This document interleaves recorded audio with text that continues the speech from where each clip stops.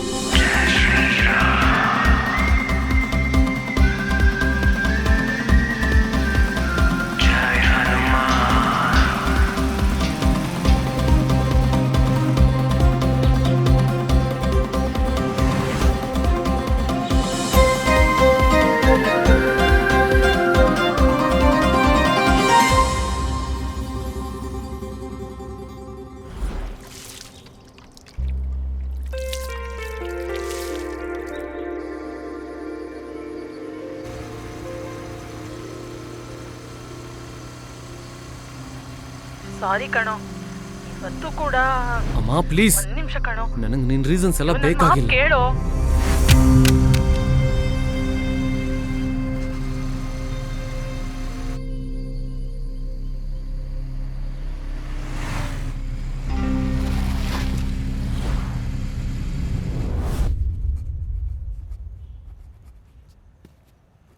ಅಪ್ಪ, ಇವತ್ತು ನಮ್ಮ ಟೀಚರು ಎಲ್ರಿಗೂ ಅವ್ರು ಹುಟ್ಟಿದೂರಿನ ಬಗ್ಗೆ ಬರ್ಕೊಬರ್ಬೇಕಂದಿದ್ದಾರೆ. ನಾನು ಹುಟ್ಟಿದ್ದು ಬ್ಯಾಂಗ್ಳೂರೇ ಅಲ್ವಾ ಅಪ್ಪ? ಬಾಯ್ಲಿ.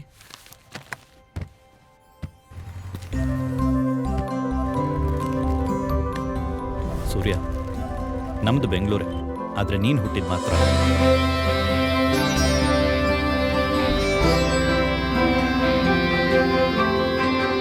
ಹೊನ್ನಾವರ ಅನ್ನೋ ಊರಲ್ಲಿ.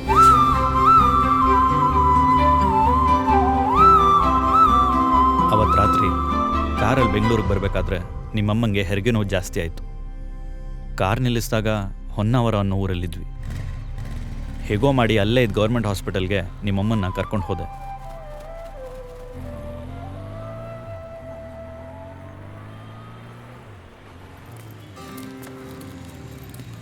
ಎಕ್ಸ್ಕ್ಯೂಸ್ ಮೀ, ಇಲ್ಲಿ ಗೌರ್ಮೆಂಟ್ ಹಾಸ್ಪಿಟಲ್ ಎಲ್ಲಿ ಬರುತ್ತೆ?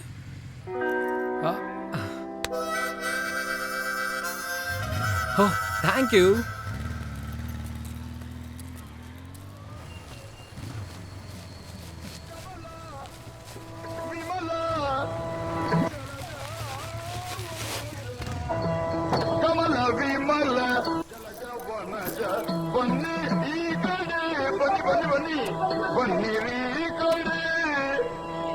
ನಿಮಗೆ ಮುದವಾರ್ತೆಯೊಂದ ಬೇರೆ ಆದೋಳೆ, ನಿಮಗೆ ಮುದವಾರ್ತೆಯೊಂದ ಬೇರೆ ಬೇರೆ ಬೇರೆ ಆದೋಳೆ.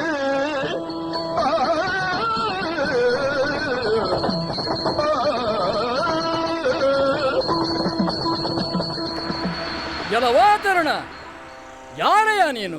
ಇತ್ತ ಕಡೆ ಬರುವಂತವನಾಗು. ಮೀ ಯಾಯ, ನೀನೇ ಇತ್ತ ಕಡೆ ಬರುವಂತವನಾಗು.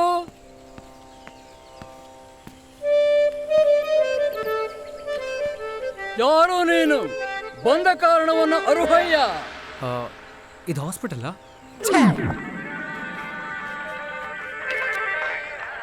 ಎಂತ ಮಾರಾಯ, ಒಳ್ಳೆ ಪ್ರಸಂಗ ಹಾಳು ಮಾಡ್ಬಿಟ್ಟೆ. ಆಸ್ಪತ್ರೆನೇ ಗೌರ್ಮೆಂಟ್ ಲೆಕ್ಕದಲ್ಲಿ, ಆದರೆ ಜನರ ಲೆಕ್ಕದಲ್ಲಿ ಸಿಮ್ ಕಾರ್ಡೇ ಇಲ್ದಿರೋ ಮೊಬೈಲ್ ಒಳಗಡೆ ಒಂದಿಷ್ಟು ಹಳೆ ಫೈಲ್ಗಳು ಬಿದ್ದುಕೊಂಡಿದೆ. ಒಂದು ಉಪಯೋಗ ಅಂದರೆ ನಮ್ಮ ಯಕ್ಷಗಾನ ಮಂಡಳಿ ಕೆಲವು ಸಾಮಾನುಗಳುಂಟಲ್ಲೋ, ಅದನ್ನು ತುಂಬಿಡ್ಲಿಕ್ಕೆ ತುಂಬ ಲಾಯಕಾಯ್ತು ಮಾರಾಯ. ಅದು ಬಿಡು, ಈಗ ನಿನ್ನ ಸಮಸ್ಯೆ ಅಂತ. ನಾನು ಹುಟ್ಟಿದ್ದೆ ಹಾಸ್ಪಿಟಲಲ್ಲಿ. ಆಗ ನಮ್ಗೆ ಹೆಲ್ಪ್ ಮಾಡಿದವ್ರಿಗೆ ಒಂದು ಥ್ಯಾಂಕ್ಸ್ ಹೇಳಬೇಕಿತ್ತು.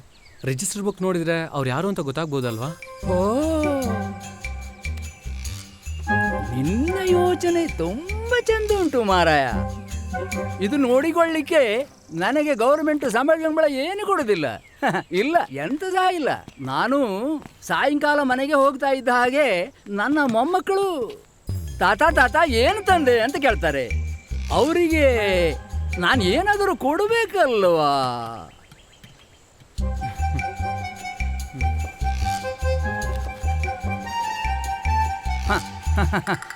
ನನ್ನ ಹೆಸರು ಸುಬ್ರಹ್ಮಣ್ಯ ಭಟ್ಟ ಅಂತ. ಇವಾಗ ನಿಮ್ಮ ಜಾತಕ ಎಲ್ಲ ಸಿಗ್ಬೋದೇನೋ? ನಂದು ಜಾತಕ ಸಾಯ್ಲಿ ಮಾರಾಯ, ನಿಂದಿ ಅಂತ ಹೇಳು. 29 ಜನವರಿ 1992.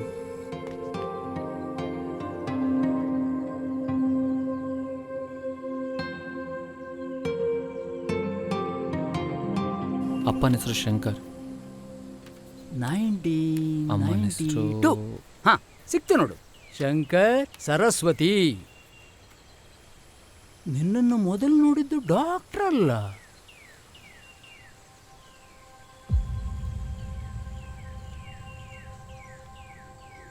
ಅವತ್ತು ಹಾಸ್ಪಿಟ್ಲಲ್ಲಿ ಡಾಕ್ಟ್ರ್ ಇರಲಿಲ್ಲ.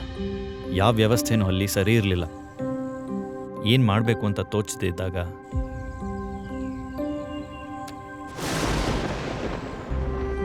ಅದೇ ಊರಿನೊಬ್ಬ ಸೂಲ್ಗಿತ್ತಿ ಸಹಾಯದಿಂದ ಈ ಜಗತ್ತಿಗೆ ನೀನು ಬಂದೆ.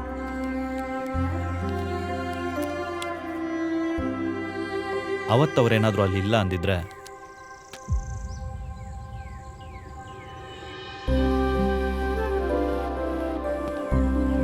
ಆ ತಾಯಿ ಮಾಡಿದ ನಿಸ್ವಾರ್ಥ ಸೇವೆ ನೋಡಿ ನಿಮ್ಮಮ್ಮನ ಆಲೋಚನೆ, ಕೆಲಸದ ರೀತಿ ಅವತ್ತಿನಿಂದ ಸಂಪೂರ್ಣವಾಗಿ ಬದಲಾಯಿತು.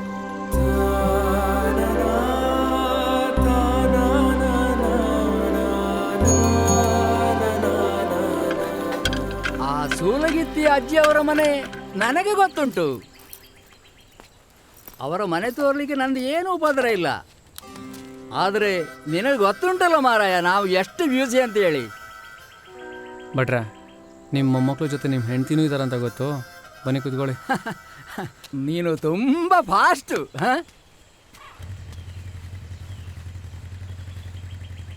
ಆದರೆ ಗಾಡಿ ತುಂಬ ನಿಧಾನ. ಆಮೇಲೆ ನನ್ನ ಪಂಚ ಹರಿದ್ರೆ ಕಷ್ಟ ಮಾರಾಯ. ನಮ್ಮೂರು ಎಷ್ಟು ಚಂದ ಇದೆ ಗೊತ್ತಾ? ತೋರಿಸ್ತೇನೆ ನಡಿ.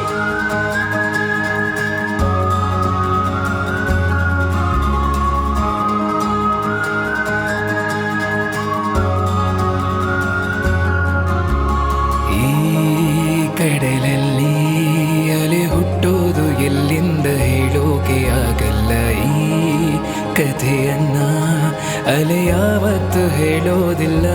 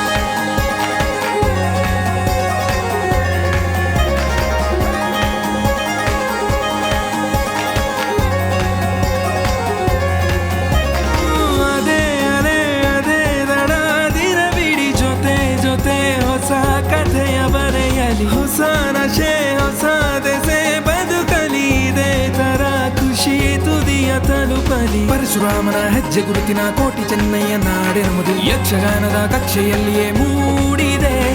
ದೈವಭೂತದ ಪ್ರೀತಿ ಪಾತ್ರದ ದೇವಭೂಮಿಯ ತೀರವು ನಮ್ಮದು. ಅನುಭವ ಮಾಡಿ ನೋಡು.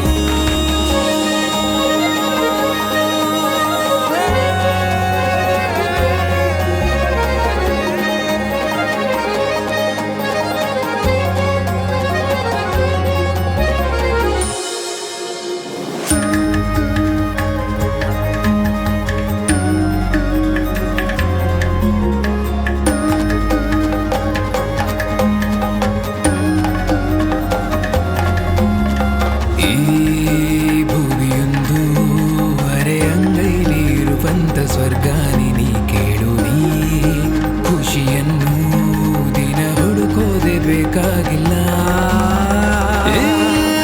ಬದುಕೊಂದು ಅರಸುತ್ತಾಡ ಮುಗಿಲಂತೆ ಎಲ್ಲೂನು ನಿಲ್ಲಲ್ಲ. ಈ ಪಯಣಕ್ಕೆ ಕೊನೆ ನಿಲ್ದಾಣ ಸಿಕ್ಕೋದಿಲ್ಲ. ಕರಾವಳಿ ಕರಾವಳಿ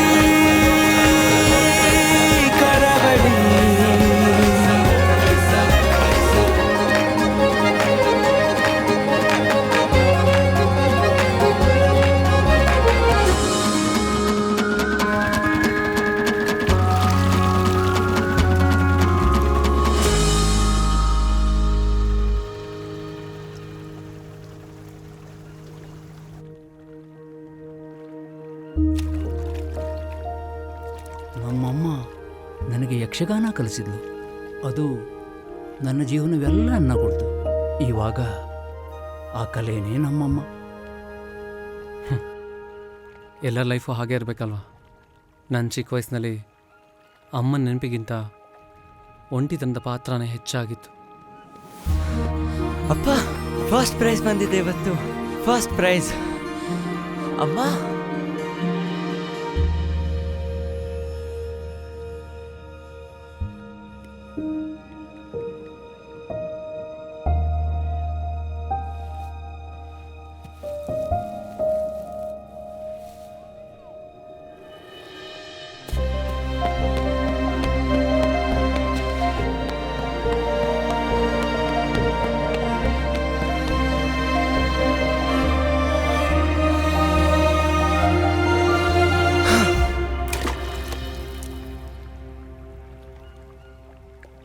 ಅಮ್ಮ ಎಷ್ಟೋ ಸಲ ಅವ್ರ ಕೆಲಸದ ಇಂಪಾರ್ಟೆನ್ಸ್ನ ತಿಳಿಸಿ ನನಗೆ ಸಮಾಧಾನ ಮಾಡೋಕ್ಕೆ ಟ್ರೈ ಮಾಡ್ತಾಯಿದ್ರು. ಆದರೆ ಆ ವಯಸ್ಸಿನಲ್ಲಿ ನನಗೆ ಅದ್ಯಾವುದೂ ಬೇಕಾಗಿರಲಿಲ್ಲ. ಬೇಕಾಗಿದ್ದು ಅಮ್ಮ ಮಾತ್ರ. ನನಗೆ USA ಜಾಬ್ ಆಫರ್ ಬಂದಿತ್ತು. ಆದರೆ ಅಮ್ಮನಿಗೆ ದೇಶದ ಮೇಲೆ ಪ್ರೇಮ ಜಾಸ್ತಿನೇ ಇತ್ತು. ಆಗ ಅವ್ರ ಮಾತುಗಳು ನನ್ನ ಕಿವಿಗೆ ಬೀಳಲಿಲ್ಲ. ನಾನು ಹೊರಡೋ ದಿನ ಅವ್ರಿಗೆ ಹಾಕಾದೆ. ಆದರೆ ಬರಲಿಲ್ವಾ?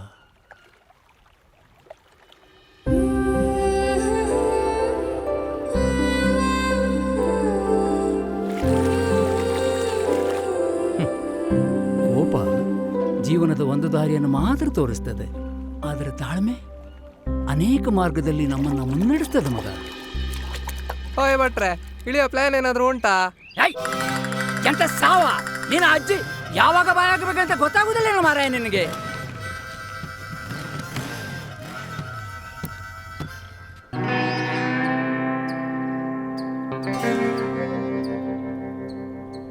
ಹೇ ಮನೋಜ, ಈ ಸಲ ತಪ್ಪಿದ್ರೆ ನೋಡು. ಎಂತ ನನಗೆ ಕಿರಿಕಿರಿ ಮಾಡ್ತೀಯಾ? ಗುರಿ ತಪ್ಪತ್ತೆ.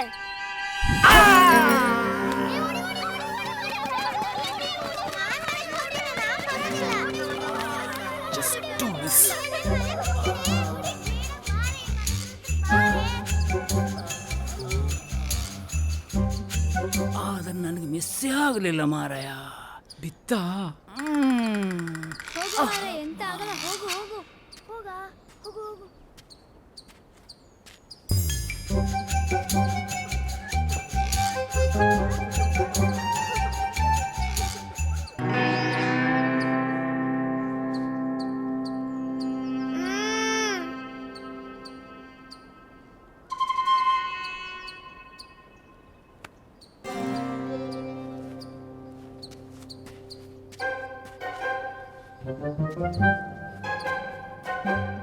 ನಿಮ್ಗೆ ನೋವಾಗ್ಲಿಲ್ವಾ?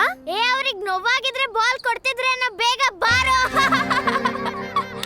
ಅವ್ರಿಗೆ ನೋವಾಯ್ತಂತ ಕಂಡದ, ಓಟ ಓಡ.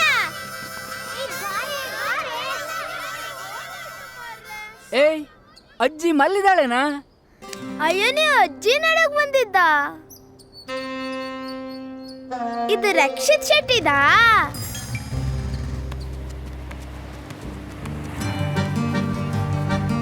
ಬನ್ನಿ ಬನ್ನಿ ಬನ್ನಿ ಬನ್ನಿ ಬನ್ನಿ.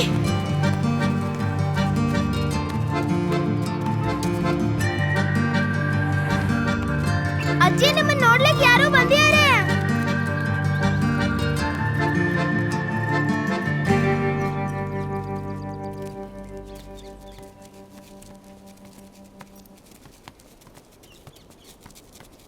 ಹಾ, ಇವಳು ಅಜ್ಜಿ ಮೊಮ್ಮಗಳು.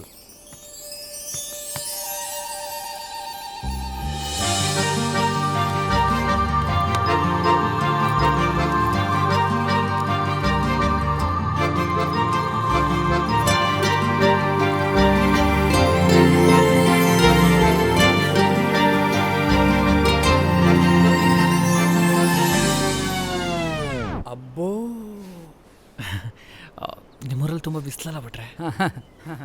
ಹೌದೌದು ಹೌದು, ತುಂಬಾ ಬಿಸಿಲು. ಹೋ ಭಟ್ರೆ, ನಿಮ್ ಯಕ್ಷಗಾನದ ಪಾತ್ರ, ನಿಮ್ ಕುಣಿತ, ಅಬ್ಬಬ್ಬಬ್ಬ ಎಂತ ಚಂದ ಮಾರ. ಹೇಯ್, ಸೂಪರ್ ಆಗಿರುತ್ತಾ?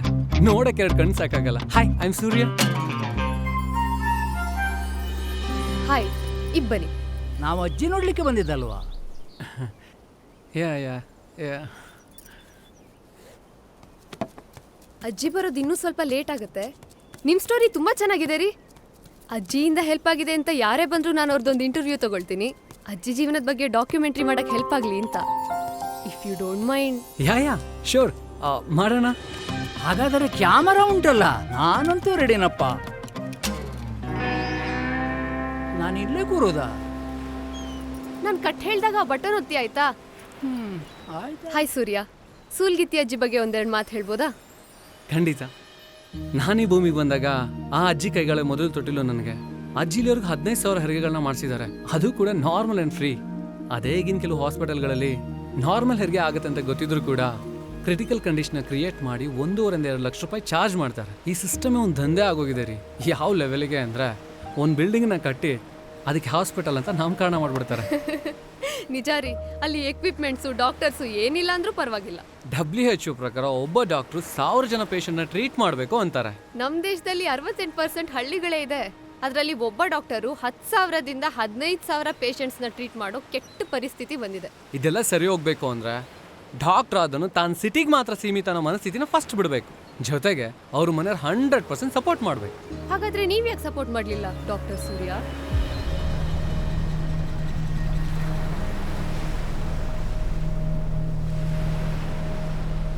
ಹೇಳಿ doctor Surya, son of doctor Saraswati.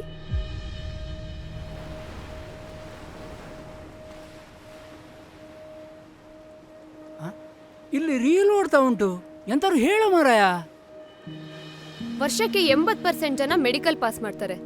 ನಮ್ಮ ದೇಶದಲ್ಲಿ ಅವಕಾಶ ಅವಶ್ಯಕತೆ ಎರಡೂ ಇದ್ರೂ ಫಾರಿನ್ ಕಂಟ್ರಿಯಿಂದ ಆಫರ್ ಬಂದ್ರೆ ಸಾಕು, ನಮ್ಮ ದೇಶ, ಇಲ್ಲಿನ ಕರ್ತವ್ಯ, ಕೊನೆಗೆ ಅಪ್ಪ ಅಮ್ಮನೂ ಬಿಟ್ಟು ಅಲ್ಲಿಗೆ ಹಾರ್ ಹೋಗ್ತೀರಾ.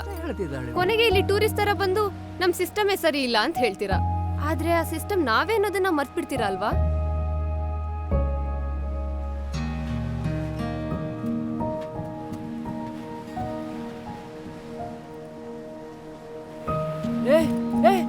ಎಂತ ಮರೈತಿ? ಇದು ಒತ್ತುದಾ?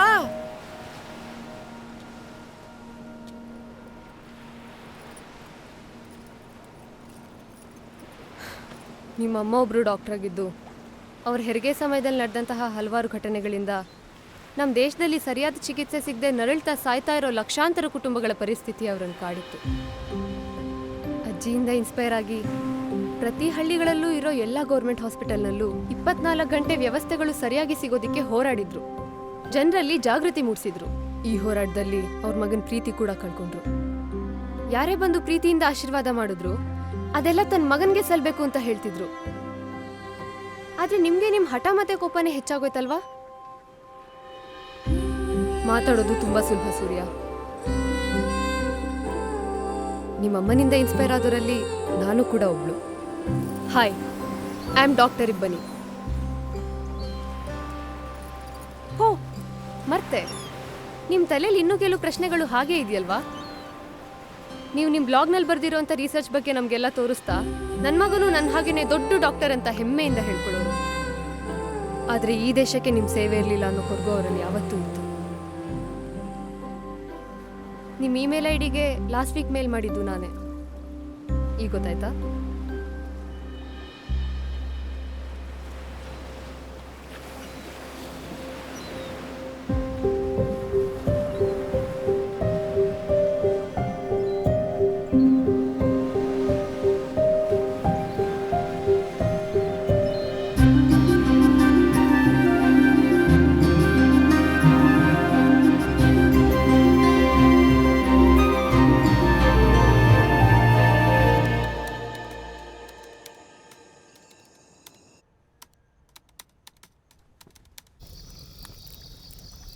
ಎರಡು ತಿಂಗಳು ರಜೆಗೆ ಬೆಂಗಳೂರಿಗೆ ಹೊರಡೋ ಪ್ಲಾನಲ್ಲಿದ್ದೆ.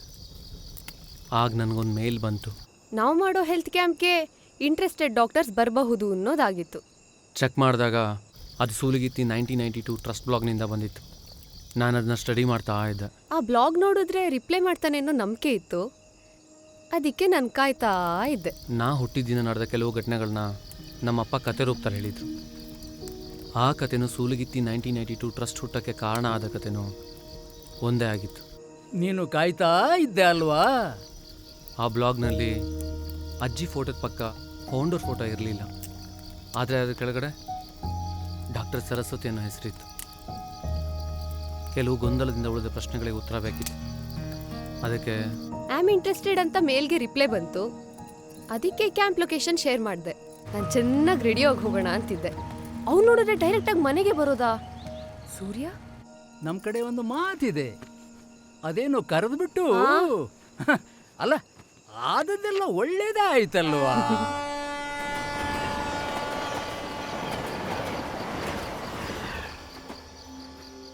ಅಮ್ಮ, ನಾನು ಡಾಕ್ಟ್ರೇ ಯಾಕಾಗಬೇಕು? ಯಾಕಂದ್ರೆ ವೈದ್ಯೋ ನಾರಾಯಣೋ ಹರಿ ಅಂದ್ರೆ ಡಾಕ್ಟರ್ನ ದೇವ್ರಿಗೆ ಸಮಾನ ಅಂತಾರೆ.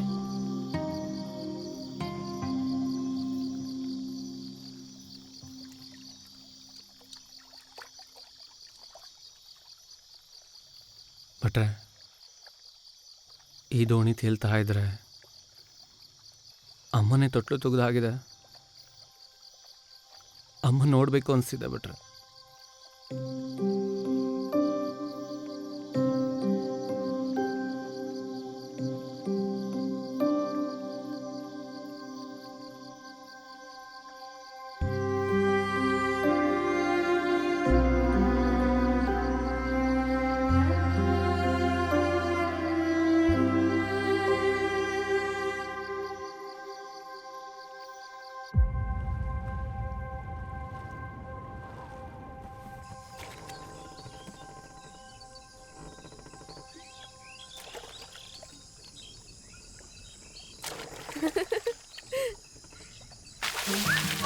ಎಂತ ಮಾಡೈತಿ? ನನ್ನ ಅಂಗಿ ಎಲ್ಲ ಹೋಯ್ತು.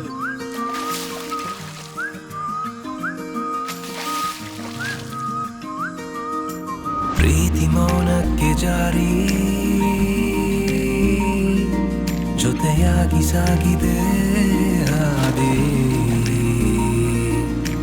ಮರಳು ಮನಸ್ಸಿದು ತೂರಿ ಹಾರಿದೆ.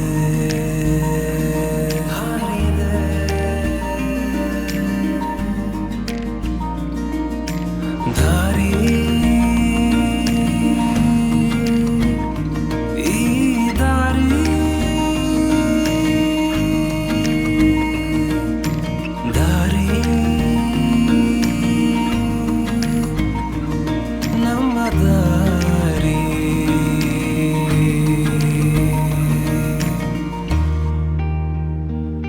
ಮತ್ತೆ ಎಂತ ಮರಯ್ಯ, ತಾತನ ಪ್ರೀತಿನ ದುಡ್ಡಿಂದ ಅಳ್ತೀಯ? ಮೊಮ್ಮಗ ದುಡ್ದಿದ್ದ ದುಡ್ಡನ್ನ ತಾತನಿಗೆ ಪ್ರೀತಿಯಿಂದ ಕೊಡ್ತಾ ಇದ್ದಾನೆ, ಪ್ರೀತಿನ ಅಳಿತಾ ಇಲ್ಲ. ನನ್ನ ಯಕ್ಷಗಾನ ನೋಡ್ಲಿಕ್ಕೆ ಬರೋದು ಮರಿಬೇಡ ಮತ್ತೆ. ಜೀವನದ ಪ್ರತಿ ಜರ್ನಿಯು ಹಲವು ಅನುಭವಗಳ ಜೊತೆಗೆ ಹೊಸ ಹೊಸ ಸಂಬಂಧಗಳನ್ನು ಹುಟ್ಟಾಕುತ್ತೆ. ಹುಡುಕ ಹೊರಟಿ ಹೇ ಕಳೆದ ಪ್ರೀತಿಯನು, ನಗು ನಗುತ್ತಲೇ ಇಡು ಪ್ರೀತಿಯ ಹೆಜ್ಜೆಯನು. ದಾರಿ ಈ ದಾರಿ ದಾರಿ ನಮ್ಮ ದಾರಿ.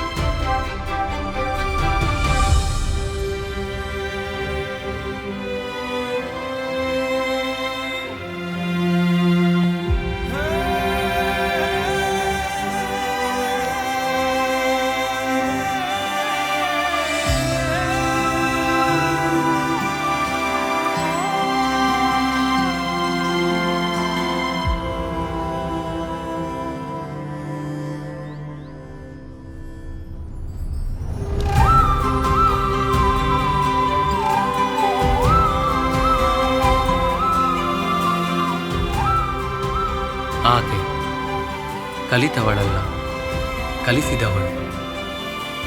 ಹೆತ್ತವಳು ಅವಳು, ಹೆರುವ ತಾಯಂದಿರ ಪೊರೆದವಳು. ದುಡಿದವಳವಳು, ದಣಿಯದವಳು ಅವಳು. ಸೇವೆ ಎಂಬ ಸೇವೆಗೆ ಅರ್ಥ ಕೊಟ್ಟವಳು ಅವಳು.